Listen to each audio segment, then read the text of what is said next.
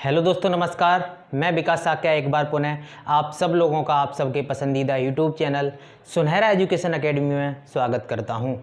यदि आपने अब तक सुनहरा एजुकेशन एकेडमी को सब्सक्राइब नहीं किया है तो चैनल को सब्सक्राइब करके बेल आइकन प्रेस कर लीजिए, जिससे आगे आने वाली समस्त वीडियो का नोटिफिकेशन आप सब लोगों तक पहुँचता रहे। तो फ्रेंड्स, हम जो सीरीज़ करा रहे हैं मैथ फॉर बिगनर सीरीज़, वह आगे आने वाली सभी परीक्षाएँ यूपी पुलिस, यूपी लेखपाल, एसएससी CHSL, एसएससी CGL और यूपी बीएड इंट्रेंस एग्ज़ाम आदि सभी परीक्षाओं के लिए परीक्षा की दृष्टि से अति महत्वपूर्ण है। तो आज हमारी LCM एंड HCF की ये 5वीं क्लास है। यदि आपने अब तक पिछली क्लास नहीं देखी हैं तो डिस्क्रिप्शन में उसकी लिंक दी गई है, आप जा कर के हमारी पिछली वीडियो देख सकते हैं। तो आज का हमारा जो पहला प्रश्न है वो पहला प्रश्न रहेगा, दो संख्याओं का मासा 23 तथा लासा 1035 है। उनमें से एक संख्या दी है 207 और दूसरी x है, तो x बट्टे 23 ज्ञात कीजिए। तो क्या दिया है? मासा दिया है। मासा कितना है? HCF दिया है 23। LCM दिया है, LCM कितना दिया है? 1035। और एक संख्या दी है, पहली संख्या दी है उसने 207 तो पूछा है, और दूसरी संख्या दी है x। पूछा क्या है? x बट्टे 23 ज्ञात कीजिए। तो जो सूत्र होता है हमारा वो होता है LCM इंटू HCF बराबर पहली संख्या इंटू दूसरी संख्या, ये होता है। तो लासा दिया है 1035 और इंटू HCF यानी मासा दिया है 23 और बराबर दिया है 207 और इंटू x। पूछा क्या है उसने? x बट्टे 23 पूछा है। x बट्टे 23 पूछा है तो 1035 और बट्टे हम कर देंगे 207, इधर आएगा भाग में, और बराबर हो जाएगा x बट्टे 23। यही मान उसने पूछा है। तो 207 का हम भाग लगाएंगे तो ये हो जाएगा 5 बार कट जाएगा। 207 पंजे 5 सत्ते 35 और 5 दूनी 10, 207 पंजे हो जाएगा 1035। तो x बट्टे 23 का मान क्या होगा? x बट्टे 23 का मान हो जाएगा 5। यही पूछा था। कौन सा ऑप्शन ठीक है? तो ऑप्शन नंबर C बिल्कुल सही जवाब होगा। Option number C। आगे चलते हैं अगले प्रश्न की तरफ। तो अगला प्रश्न दिया है, दो संख्याओं का मासा 24 है, इनका लासा निम्नलिखित में से कौन सा हो सकता है? मासा 24 दिया है तो ऑप्शन से ही हमें करना होगा। HCF कितना दिया है? 24 है। और लासा पूछा है तो हमने बताया था मासा हमेशा लासा को पूर्णतः विभाजित करता है। तो हम ऑप्शन में ऐसी संख्या देखेंगे जो 24 से विभाजित हो। तो 24 से कौन सी संख्या विभाजित हो जाएगी? कौन सा हो सकता है पूछा है। तो 24 छिक्का 144 हो जाएगा। 144 और इसमें हम भाग लगाएंगे 24 का भाग लगाएंगे तो 6 बार चला जाएगा। तो कौन सा ऑप्शन ठीक हो जाएगा? ऑप्शन नंबर B बिल्कुल सही जवाब होगा। और कोई सी संख्या इसमें 24 से नहीं घटेगी। उम्मीद करता हूँ वीडियो पसंद आ रही होगी। यदि वीडियो पसंद आ रही हो तो दोस्तों के साथ शेयर करते रहिए और वीडियो को लाइक करते रहिए। आगे चलते हैं अगले प्रश्न की तरफ। अगला प्रश्न हो जाएगा हमारा,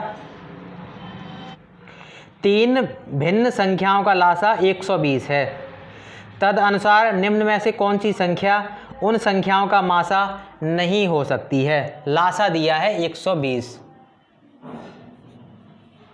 LCM दिया है 120। तीन संख्याओं का एलसीएम दिया है, तो उसने कहा है कि कौन सी संख्या इनका मासा नहीं हो सकती है। तो वह संख्या इनका मासा नहीं होगी जो इसे 120 को विभाजित नहीं करेगी। तो 8 से काटेंगे तो 8 से बिल्कुल संख्या 120 कट जाएगी 15 बार। 12 का भाग लगाएंगे, 12 दाई 120 हो जाएगा, 24 पंजी 120 हो जाएगा। लेकिन जब इसमें हम 35 का भाग लगाएंगे तो पूर्णतः विभाजित नहीं होगी। तो ऑप्शन नंबर डी बिल्कुल सही जवाब होगा। तो आगे अगला प्रश्न दिया है, दो संख्याओं का योग 528 है और उनका मासा 33 है। तदनुसार इस प्रकार की संख्याओं के कुल कितने जोड़े हो सकते हैं। तो दो संख्याएं न दे करके उसने क्या दिया है, दो संख्याओं का योग दिया है। तो संख्याएं हम किस प्रकार से ज्ञात कर सकते हैं, संख्याएं हम ज्ञात कर सकते हैं। देखिए पहले समझिए, यानी कि जब दो संख्याएं दी हों और उनका मासा दिया होगा तो मासा क्या दिया है, मासा दिया है 33 है, मासा 33 दिया है, 33। तो संख्या हम क्या मान लेंगे, 33A और 33B हैं। संख्या हमारी है 33A और B हैं। और जहाँ A और B होगी, A और B सह अभाज्य संख्याएं होंगी, सह अभाज्य हैं। सह अभाज्य ही हम क्यों लेंगे, क्योंकि यदि हम इनका मान A का मान 2 और B का मान 4 ले लें तो इसका मासा फिर क्या हो जाएगा, यानी सहभाज्य का मतलब क्या होता है, मासा 1 होना चाहिए। तो यहाँ से भी कुछ मासा निकल के आएगा, तो मासा निकल के आएगा तो मासा हमारा अलग हो जाएगा। इसलिए हमने ऐसी दो संख्याएं A और B ली हैं जिनका मासा 1 हो। तो अब हमारे पास संख्या मिल गई, तो वो दो संख्याएं कौन सी हैं, 33A और 33B हैं। मासा दिया था उसने, मासा क्या दिया था, 33, मासा दिया था 33। तो पहली संख्या ये हो जाएगी और दूसरी संख्या हो जाएगी 33B। बात समझ में आई होगी। आगे उसने दिया है दो संख्याओं का योग, तो 33A और प्लस 33B का योग दिया था उसने 528 है, 528 है। तो 33 यहाँ से कॉमन मिल जाएगा, तो ये हो जाएगा A plus B। A plus B बराबर क्या हो जाएगा, 528। तो A प्लस B का हम मान निकाल लेंगे, तो A प्लस B का मान हो जाएगा 528 और बट्टे 33। 33 का इसमें भाग लगाएंगे 528 में, 33 का जब भाग लगाएंगे तो 33 एकन 33 और बच जाएंगे 19 और 33 छिक्का हो जाएगा 198, 16 बार जाएगा। तो A प्लस B का जो मान है वो क्या हो सकता है, 16 हो सकता है। तो A प्लस B का मान 16 है। तो हमें A और B ऐसी दो अभाज्य संख्या देखनी जिनका योग 16 हो रहा हो। तो A और B, तो एक A का मान अगर 1 है तो B का मान 15 हो सकता है, योग हो जाएगा 16। आगे 2 और 14 नहीं हो सकता है क्योंकि ये दोनों सहभाज्य संख्याएं नहीं हैं, तो इस जोड़े को हम काउंट नहीं करेंगे।